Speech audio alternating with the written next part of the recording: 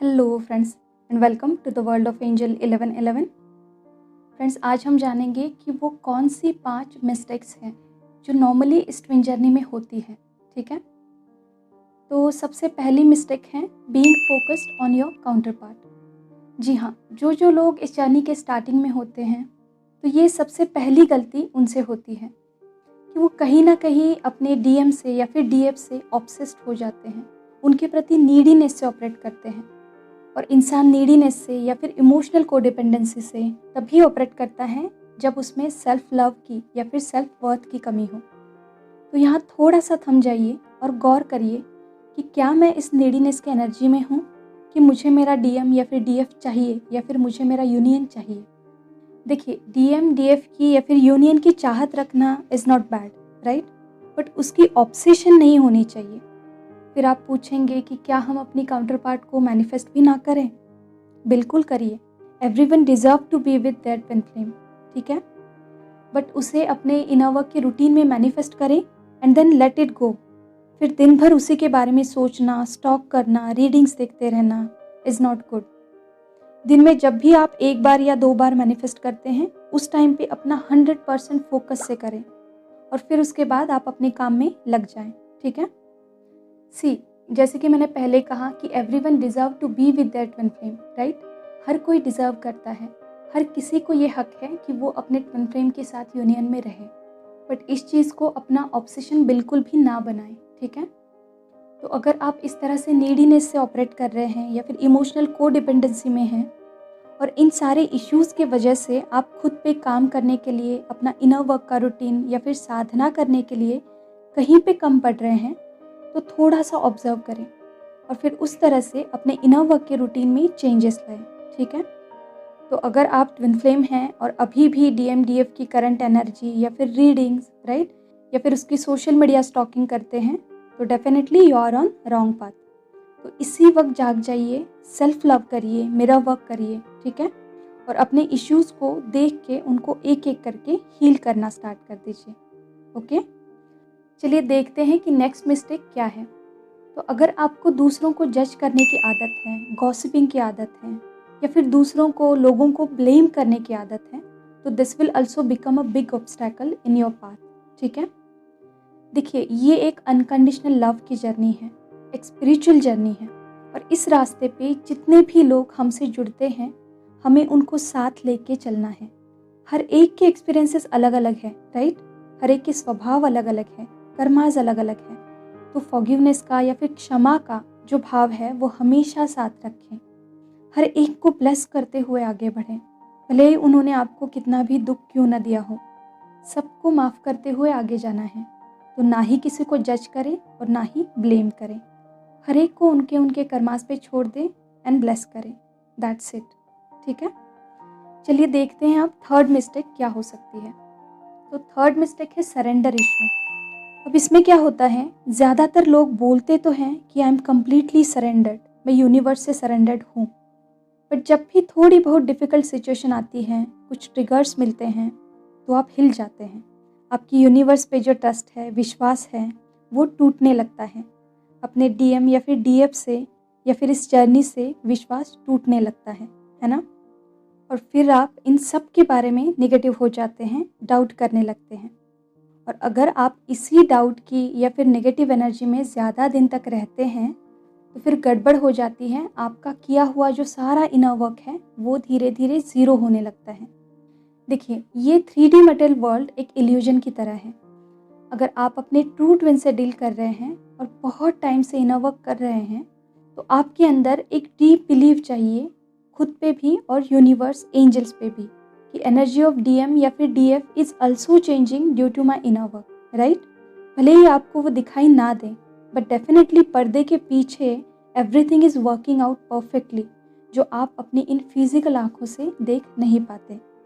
तो अपनी इस 3D कॉन्शियसनेस से आपको ऊपर उठना होगा, क्योंकि अगर आप अपने डीएम या फिर डीएफ को इस 3D कॉन्शियसनेस से देखते हैं, तो आपकी यूनियन जो है वो कभी नहीं हो सकती, राइट। तो आपको पूरी तरह से यूनिवर्स को सरेंडर कर देना है, बस अपना इनर वर्क करते रहना है, गहरी साधना करनी है, फोकस सिर्फ खुद पे रखना है, तभी अपने आप ही डिवाइन टाइमिंग पे आपको सारे चेंजेस जो हैं वो दिखाए जाएंगे। ठीक है, चलिए देखते हैं अब कि फोर्थ मिस्टेक क्या होती है। तो फोर्थ मिस्टेक है इल्यूजन। जी हाँ, ये सबसे बड़ी मिस्टेक होती है और ये जो इशू है ये ऑलमोस्ट हर एक में दिखाई देता है और उसके पीछे का रीज़न नॉर्मली होता है हमारा ईगो। जी हाँ, मैं ऐसा क्यों कह रही हूँ आपको पता चलेगा। देखिए, इस जर्नी में इल्यूजन बहुत सारे हैं। जैसे कि मैंने अभी रिसेंट के पॉइंट में बताया कि हम इस 3D इल्यूजन को सच मान के चलते हैं और फिर हमारा इस जर्नी से या फिर यूनिवर्स से विश्वास टूटने लगता है ना। या फिर दूसरा इल्यूजन कैसा हो सकता है कि आपको लगता है कि आपका कोई इशू जो है वो हील हो चुका है, राइट, आप निश्चिंत हो जाते हैं। बट आगे जाके कभी आपको इस तरह का ट्रिगर मिलता है कि फिर से वो इशू बाहर आने लगता है और तब आपका इल्यूजन का जो पर्दा है वो दूर हो जाता है कि हाँ, मेरा ये इशू अभी भी हील होना बाकी है, राइट। या फिर तीसरा इल्यूजन अगर हम लें तो आपके डीएम में जो इश्यूज़ हैं, राइट, जो इश्यूज़ आपको दिखते हैं तो आपको लगता है कि ये इश्यूज़ तो मुझ में नहीं है ना। और यहाँ पे ज़रूरत पड़ती है आपके ऑब्जर्वेशन पावर की, क्योंकि कभी कभार हमारे जो इश्यूज़ होते हैं वो हमें पता ही नहीं चलते क्योंकि वो डीप सबकॉन्शियस में पड़े हुए होते हैं। या फिर कभी कभी क्या होता है कि अगर वो इशू है भी तो हमारा ईगो उनको एक्सेप्ट नहीं करने देता। तो जब भी आपको अपने डीएम में कुछ इशू दिखे तो अपने अंदर थोड़ा सा झांक के देखिए, अपने पास्ट में झांक के देखिए कि वो इशू कहाँ से उत्पन्न हुआ है, कहाँ से बना है, और वहाँ जाके उसको रिलीज़ कर दीजिए। ठीक है, यहाँ जो जो रेकी चैनल से इसे सुन रहे हैं वो थर्ड सिंबल का यूज़ करके पास्ट के उस इंसिडेंट से कनेक्ट करें। ठीक है, और फिर तीनों सिंबल्स पुट करके उस सारी सिचुएशन को हील करके रिलीज़ करके वापस प्रेजेंट में आ जाएं। ठीक है, चलिए अब देखते हैं सबसे लास्ट मिस्टेक और ये है क्लेम इशू। जी हाँ, अगर आपके मन में अपने यूनियन को लेकर, डीएम को लेकर थोड़े बहुत या फिर बहुत सारे डाउट्स भी हैं कि आप दोनों की 3D सिचुएशन जो है वो बहुत वर्स्ट है, यानी दोनों भी कामिक के साथ मैरिड है या वॉटेवर कुछ भी डिफ़िकल्ट सिचुएशन हो सकती है, और डिफरेंट रीजन से लेके, कल्चर से लेके, वियर्ड एज गैप तक या फिर जेंडर तक, है ना।